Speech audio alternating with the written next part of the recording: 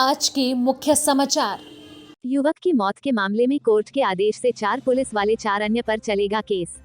राज्यपाल कश्यप ने कहा कि भाजपा सरकार ने जनता के साथ विश्वासघात किया।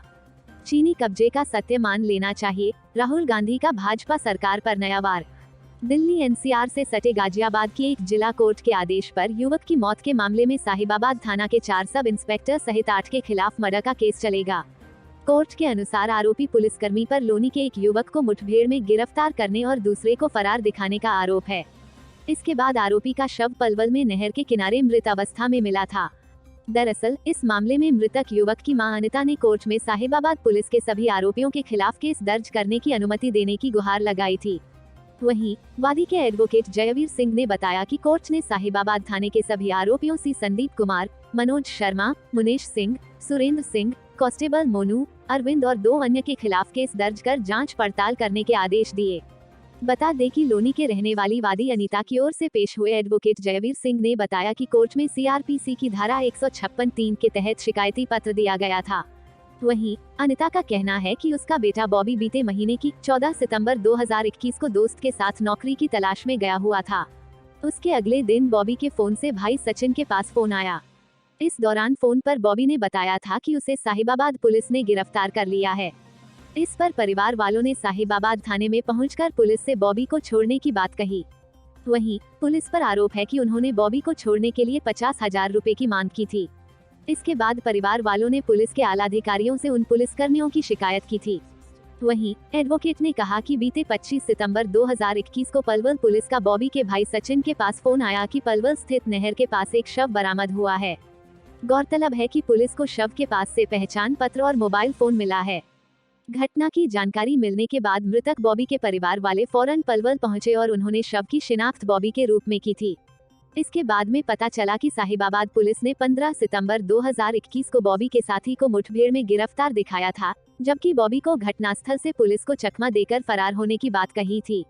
गोरखपुर पहुंचे सपा एमएलसी राज्यपाल कश्यप ने भाजपा की सरकार पर जमकर निशाना साधा।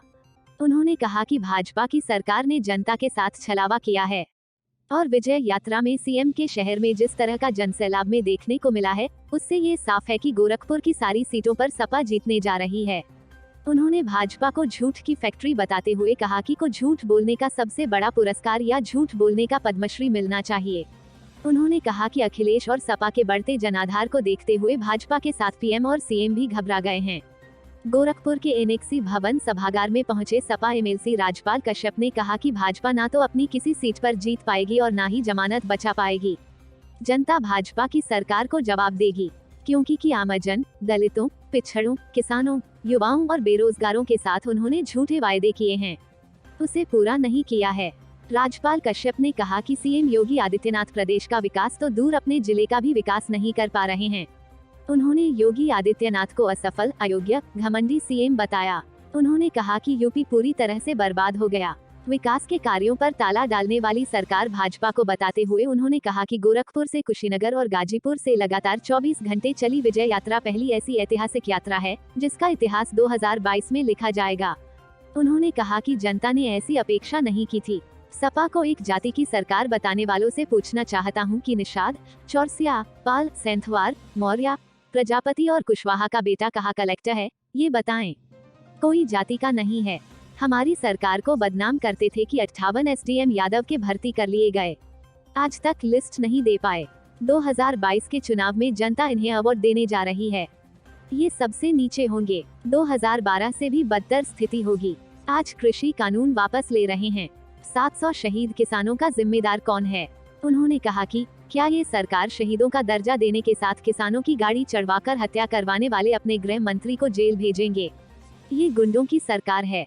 अपने मंत्री को बर्खास्त तक नहीं किया, इसे यूपी की जनता हटाएगी।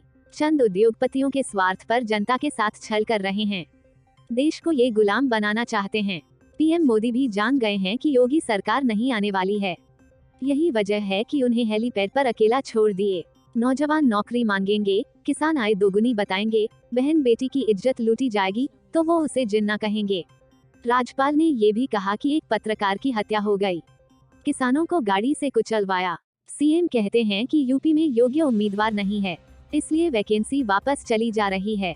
बेरोजगार युवा इसका जवाब देंगे। इन्होंने लाशों के कुंभ गंगा के किनारे लगवाए हैं।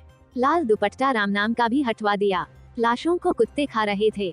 घोटालेबाजों की सरकार है। सीएम योगी ने गोरखपुर का विकास नहीं किया है, उन्होंने मठ का विकास किया है, और वो तो एम्स में डॉक्टर उपलब्ध नहीं करा पा रहे हैं। उन्होंने कहा कि इस सरकार एम्स में लोगों का इलाज नहीं हो पा रहा है, इनके अस्पताल का विकास हो रहा है। विकास एम्स का होना चाहिए। अखिलेश यादव ने 500 बेड का अस्पताल बनवाया और कोविड काल में वही काम आया। जिन परिवारों के बच्चे मरे उनका दर्द तक नहीं पूछा। निषाद मल्लाहों ने नाव चलाकर गोरखपुर को बचाया, उनके साथ भी तनाशाही कर रहे हैं। केंद्र और प्रदेश में सरकार होने के बावजूद आरक्षण नहीं दिया और इन्होंने वीरांगना फूलन देवी की मूर्ति यूपी में कहीं लगने नहीं दी। प्रतिबंध लगा रखा है। गोरखपुर में निषाद मल्लाह इस सरकार को जवाब देंगे। सरकार बनते ही फूलन देवी की मूर्ति और स्मारक यहाँ पर बनाएंगे। सारी सरकारी संपत्ति को प्राइवेट हाथों में देकर गुलाम बनाने का प्रयास कर रहे हैं। जातीय जनगणना नहीं हो रही है। पिछड़े और दलित भी इस बार भाजपा को वोट देने के मूड में नहीं हैं। योगी आदित्यनाथ नाम बदलने का काम कर रहे हैं। 3 बार अपना भी नाम बदल चुके हैं। पहले अजय सिंह बिष्ट, फिर आदित्यनाथ योगी हो गए, उसके बाद योगी आदित्यनाथ बन गए। इनके पास कोई काम नहीं है। भारत और चीन के बीच सीमा पर तनातनी चल रही है। सीमा पर चल रही तनातनी के बीच कांग्रेस की ओर से बार बार चीनी सैनिकों के भारतीय सीमा में घुस आने का दावा किया जाता रहा है।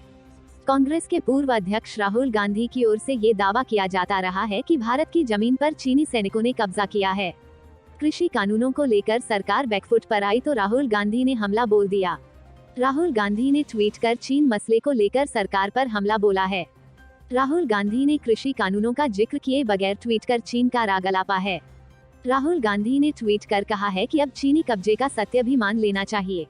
राहुल गांधी का ये ट्वीट ऐसे समय में आया है जब कृषि कानूनों की वापसी के बाद उनकी बहन प्रियंका गांधी वारा के पति रॉबर्ट वारा ने उनकी तारीफ करते हुए उन्हें दूरदर्शी नेता बताया है। रॉबर्ट वारा ने कृषि कानूनों की वापसी का श्रेय भी प्रियंका गांधी और राहुल गांधी की मेहनत को दिया था।